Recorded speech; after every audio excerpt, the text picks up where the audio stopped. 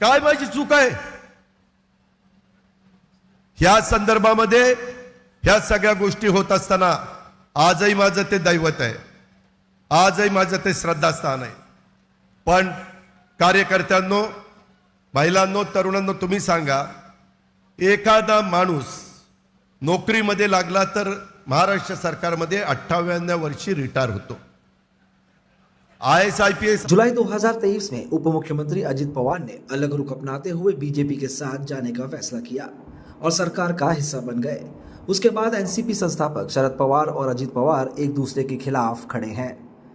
इतना ही नहीं, लोकसभा चुनाव में अजित पवार ने अपनी पत्नी सुनेत्रा पवार को बहन सुप्रिया सुले के खिलाफ बारामती से खड़ा किया. इसके बाद से पवार परिवार में खींचतान और बढ़ गई है. हालांकि ये भी कहा गया है कि पर्दे के पीछे असली लड़ाई चाचा भतीजे के बीच है. इस बीच क्या भविष्य में अजित पवार और शरद पवार एक साथ नजर आएंगे, इसको लेकर हर कोई उत्सुक भी है.